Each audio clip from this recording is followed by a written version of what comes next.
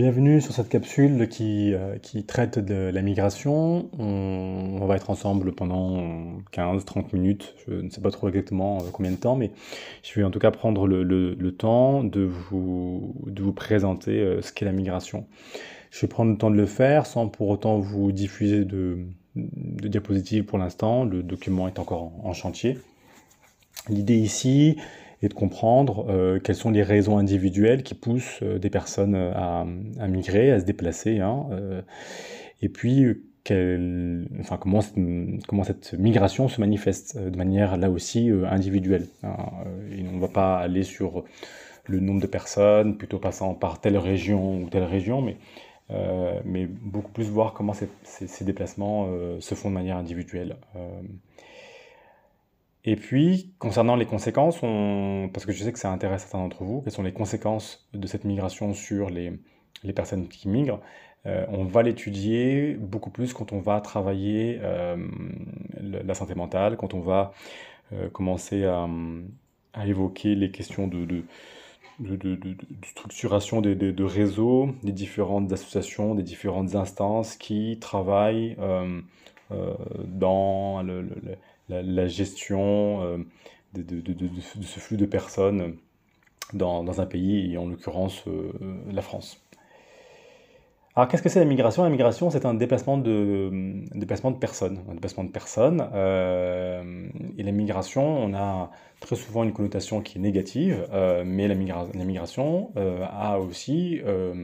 un côté positif, ou en tout cas neutre. C'est-à-dire qu'une personne qui part en vacances dans une autre région, dans un autre pays, c'est un migrant. Un Français qui devient un expat parce qu'il s'installe dans un autre pays, c'est un migrant. Une personne qui va faire ses études dans le cadre du programme Erasmus dans un autre pays est également un migrant. Un migrant qui décide de s'installer dans un autre pays limitrophe à la France pour travailler, c'est un migrant. Une personne qui part retourner voir ses parents là où il a grandi, eh bien, il va lui aussi migrer. Une personne qui va travailler dans une autre région que la sienne euh, pendant, euh, pendant une journée, pendant quelques jours, quelques semaines, eh bien, c'est lui aussi un migrant. Donc, le terme de migrant, de migration, a des connotations très larges, en tout cas beaucoup plus larges que celles qu'on a pu entendre ces 5-10 dernières années dans les médias, avec voilà, ce truc de migrant, migration, et on a du coup directement cette image de la personne qui fuit des zones de conflit, des zones de tension, des zones de difficultés, comme on le verra, hein, socio-économiques et autres. Ça, c'est une première chose concernant ce que c'est la migration. La migration est un phénomène qui va se faire parce qu'il y a des causes, parce qu'il y a des causes individuelles qu'il faut prendre en compte, des causes qui affectent, alors les causes individuelles, les causes collectives certes, mais nous on va les regarder avec un prisme, avec un angle plutôt individuel. Il y a des causes qui sont multiples, qui se combinent parfois, hein. Il ne faut pas regarder ces différents facteurs de manière séparée, hein. Le facteur social, le facteur économique, le facteur politique, mais également le facteur environnemental qu'on oublie assez souvent, mais qu'il faut quand même prendre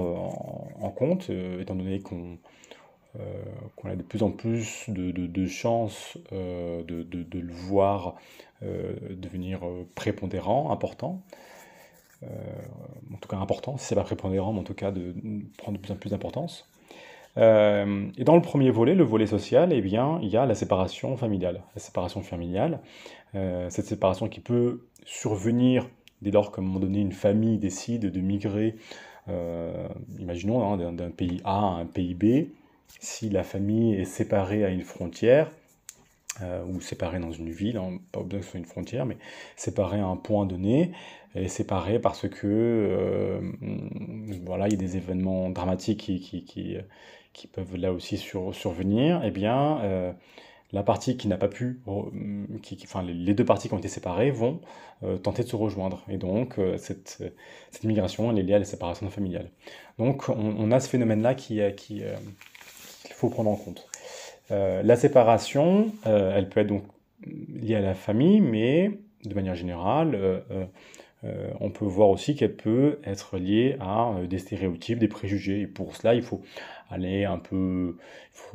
faut retourner un peu en arrière, regarder un peu d'histoire. On prend le cas des Juifs au milieu du XXe siècle, hein. On prend le cas des nombreux Juifs qui ont, avant, pendant et après la Seconde Guerre mondiale, de crainte de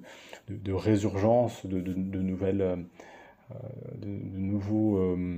phénomènes discriminatoires, ont quitté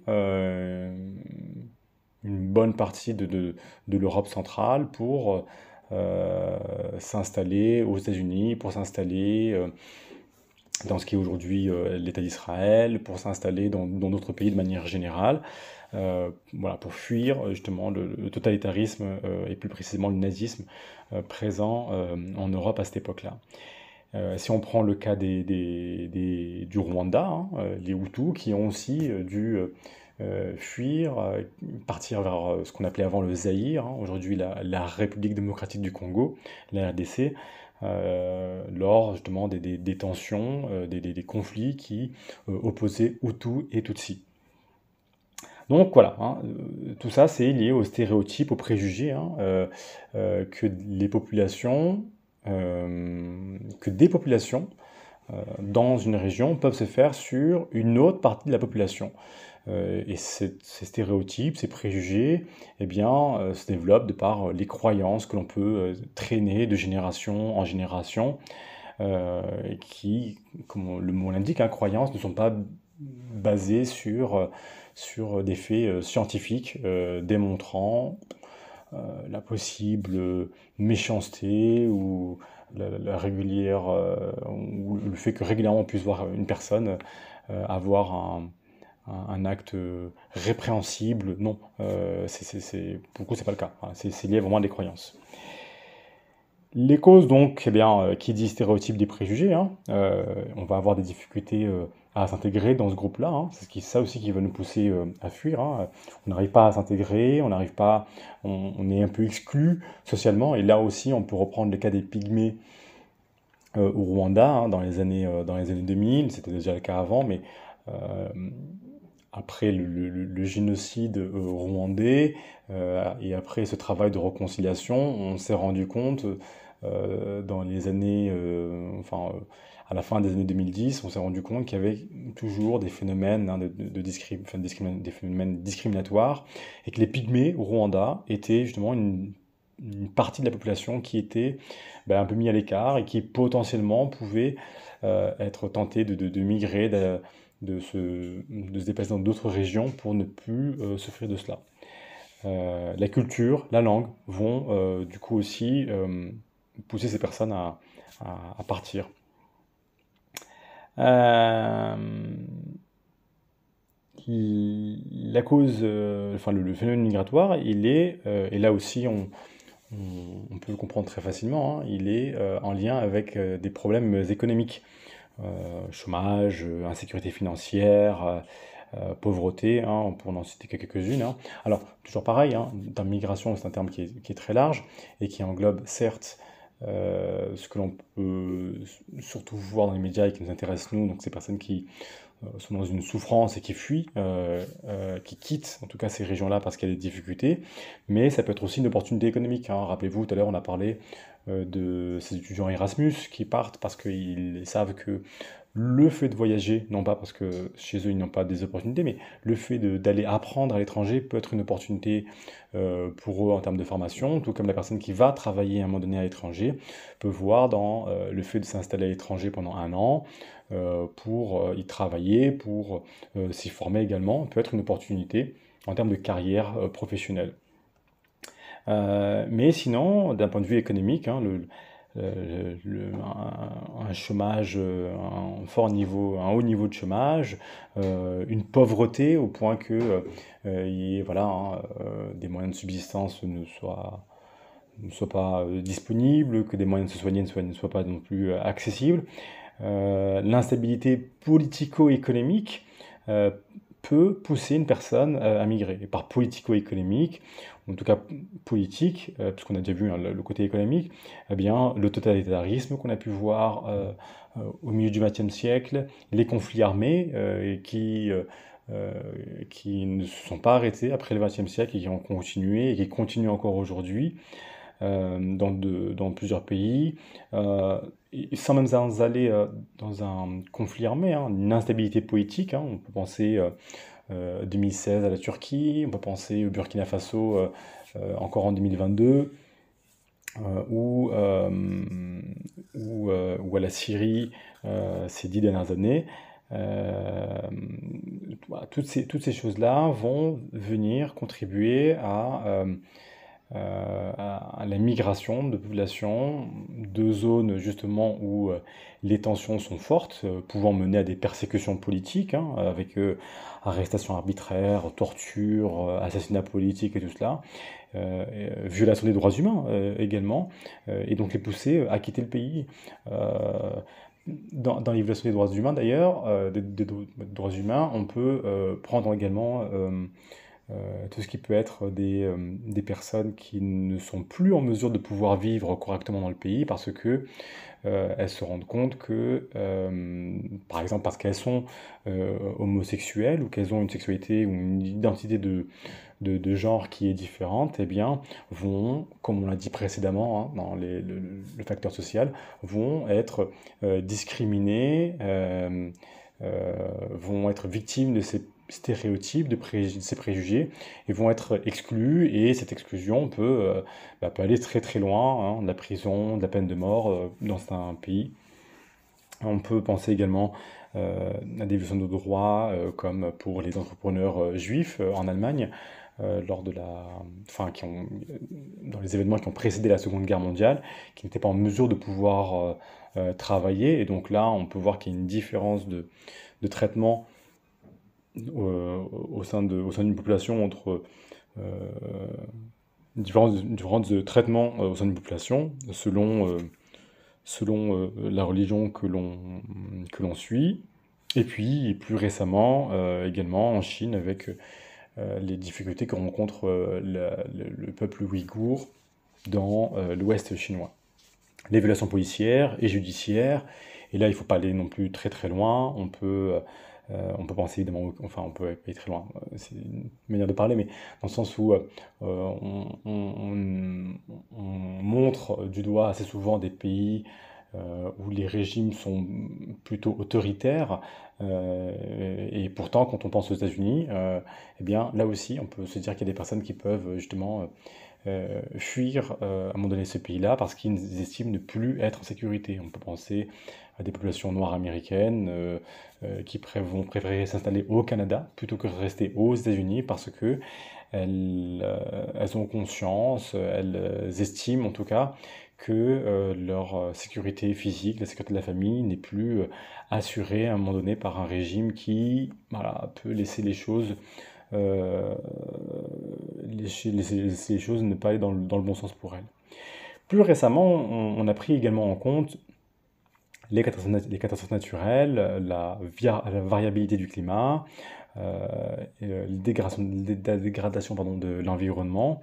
et la déforestation comme des éléments qui vont également jouer sur les causes qui poussent les personnes à migrer. Le Bangladesh, le Népal avec le séisme de 2015, et le Bangladesh alors depuis 88, certes, il y a des inondations très importantes, mais après 1988, après les fortes inondations de 1988, le Bangladesh est resté une région qui a régulièrement souffert des inondations au point que les populations ont toujours essayé de trouver une solution en s'installant dans d'autres régions. Et là, comme on l'a expliqué en tout début de cette vidéo, il faut prendre en compte ces dépassements de population, non pas seulement au regard de cette difficulté en lien avec l'environnement, mais également aussi parce que le Bangladesh est un pays qui économiquement est en difficulté. Socialement, du coup, il va y avoir parfois des choses qui se cristallisent, et donc tout cela va à un moment donné, pardon, va à un moment donné pousser les personnes à partir. Dans cette région de l'Asie du Sud, on peut également penser au cas des Rohingyas, qui, non pas à cause de l'environnement, hein, mais en raison des stéréotypes, des préjugés, des mesures gouvernementales prises, ou non, justement aussi, eh bien, vont voir cette population souffrir et être obligée de migrer vers d'autres régions. Euh, Cette migration, on l'a compris hein, pendant cette première partie, hein, elle peut se faire bien évidemment euh, d'un pays à un autre, mais elle peut, et dans la majorité des cas, cette migration se fait d'une région à une autre. Pas nécessairement d'un pays dit en développement vers un pays post-industrialisé, pas nécessairement de la Syrie vers la France, du Mali vers la France ou la Belgique. On cherche assez souvent à plutôt essayer de trouver un spot pour se poser, parce qu'on estime que ça pourrait être temporaire, un spot pour se poser, mais dans le pays qui est limitrophe ou la région qui est limitrophe. En fait, il y a aussi une part de calcul économique à prendre en compte. Il y a des populations qui vont faire ce calcul et se demander, bah, tiens, il y a le coût investissement, le coût opportunité. Je peux avoir des avantages importants, par exemple être jeune, en bonne forme, être seul et tenter l'aventure pour aller très très loin et m'installer en Europe. Et peut-être que je peux avoir des fonds des fonds qui m'ont été alloués par le village où je suis, qui m'a demandé d'ailleurs d'ensuite venir le soutenir régulièrement, hein, en envoyant de l'argent quand je serai en Europe. Mais il y a des cas de figure aussi, quand c'est une famille et que la famille n'a pas beaucoup de fonds, eh bien, elle va chercher à s'installer dans le pays voisin ou la région voisine. Mais là aussi, parce qu'elle peut estimer que c'est temporaire et que du coup, dès lors que les choses ont commencé les tensions vont commencer à baisser, elle va pouvoir revenir et elle va pouvoir de nouveau se réinstaller chez elle. Donc il ne faut pas forcément voir la migration comme un phénomène où les personnes quittent des pays du Sud pour aller vers des pays du Nord, mais plutôt en très grande majorité, et il y a pas mal de données là-dessus que je pourrais vous donner, qui montrent justement que la majorité des, des phénomènes migratoires se font déjà dans les pays, enfin en tout cas avec les pays qui sont limitrophes ou non loin de là. Euh, Comme on peut le comprendre, hein, les phénomènes migratoires, si moi je dois me déplacer et aller travailler en Espagne, bon, je vais prendre un avion, je vais prendre le train, et je vais pouvoir le faire parce que j'ai des documents, qui me permettent de le faire, hein, un passeport, une pièce d'identité, une carte d'identité nationale, qui me permet de pouvoir facilement passer les frontières, même si avec l'Espagne on comprend bien que c'est pas forcément nécessaire pour moi. Mais ce que je veux dire par là, c'est que la migration peut se faire de manière régulière, mais elle peut se faire aussi de manière irrégulière, hein, dite clandestine aussi. Et là, eh bien, voilà, il faut prendre ces deux aspects-là. Il n'y a pas que l'aspect enfin, il faut pas simplement voir la migration comme ces personnes qui prennent des risques importants pour arriver en Europe ou pour traverser une frontière, mais il y a également des personnes qui vont pouvoir arriver en France de manière légale et puis par la suite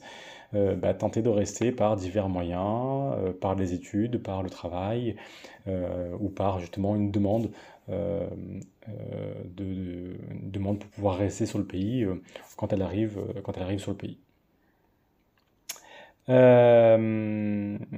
migration, elle peut être choisie, elle peut être imposée, elle peut être forcée. elle n'est pas nécessairement, elle est pas nécessairement forcée parce qu'on estime que la personne n'a pas le choix, donc du coup, à venir ici. La personne, parfois, elle est enfin, pardon, elle n'est pas nécessairement imposée parce que la personne, elle se retrouve à ne pas avoir le choix que de le faire. Mais parfois, la personne, quand on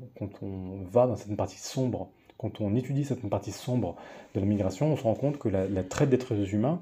fait que certaines personnes arrivent, en tout cas changent, passent d'une région à une autre,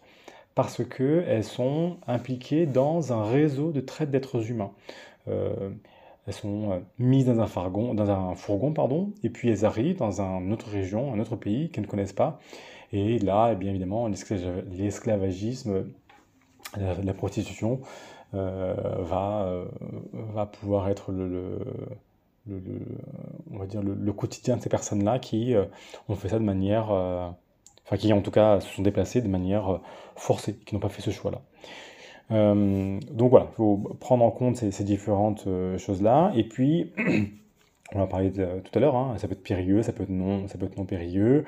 ça peut être avec de l'argent ou sans argent. Et dans d'autres cas de figure, il va falloir peut-être travailler, parfois donner de son corps pour pouvoir traverser une frontière. Et puis, cette migration, elle peut se faire à plusieurs, elle peut se faire seule, elle peut se faire aussi en famille ou avec des inconnus. Ce sont des personnes que l'on va rencontrer, avec lesquelles on va s'attacher et parfois avec lesquelles eh bien, on va devoir se séparer parce que certaines prennent un autre chemin, certaines ne survivent pas à certains événements euh, et donc doivent rester, enfin d'autres devront continuer sans elles. Et puis des cas de figure, c'est irréversible. Alors pour faire un peu d'histoire, on peut prendre dans le cas des déplacements de population, le cas, et là pour le coup c'est forcé. C'est forcé, les personnes n'ont pas choisi de le faire. Le cas de la traite négrière qui, en Afrique, a vu des personnes quitter les côtes ouest africaines, hein, du Bénin, de Ouidah au Bénin, de Dakar, pour s'installer en Amérique centrale, et puis en Amérique du Sud, en Amérique du Nord. Et on peut voir les phénomènes similaires de traite négrière qui partent là aussi hein, du cœur de l'Afrique ou en tout cas de l'Est de l'Afrique vers les pays à confession musulmane, les pays du Golfe, du Golfe arabique et qui vont pouvoir permettre à l'Empire ottoman, eux aussi, de bénéficier d'esclaves pour diverses raisons. Donc dans ces cas de figure-là, il faut prendre en compte qu'il y a, il y a un côté qui est irréversible. Ces personnes-là, très souvent, n'ont pas d'autre choix que de rester là où elles sont. Contrairement aux personnes qui s'installent en Europe, certains migrants qui s'installent en Europe, qui vont pouvoir refaire leur vie en Europe, et puis au bout de quelques années vont s'organiser de manière à pouvoir retourner régulièrement, voire définitivement, dans leur pays d'origine euh, après avoir constitué un patrimoine ou simplement pour des vacances et pour retrouver, voir la famille. Voilà pour cette première capsule sur la migration. Cette capsule elle va faire l'objet euh, d'une écoute de plusieurs personnes qui vont pouvoir, vous, en l'occurrence apprenant, qui allez pouvoir l'écouter, la critiquer et permettre à ce qu'elle soit améliorée. Donc n'hésitez pas à me recontacter de manière à m'indiquer quelles sont les ressources que vous aimeriez revoir là-dessus, être traitées, ce que vous voudriez voir différemment, peut-être le type de ressources que vous voudriez voir être affichées dans ce futur diaporama. Et d'ici là, je vous dis à très bientôt pour une nouvelle capsule où on va traiter de santé mentale, où on va traiter des compétences humaines nécessaires pour accompagner ces personnes migrantes. Et on va également travailler sur les différents acteurs associatifs ou non, qui en France travaillent sur cette politique migratoire. À très bientôt!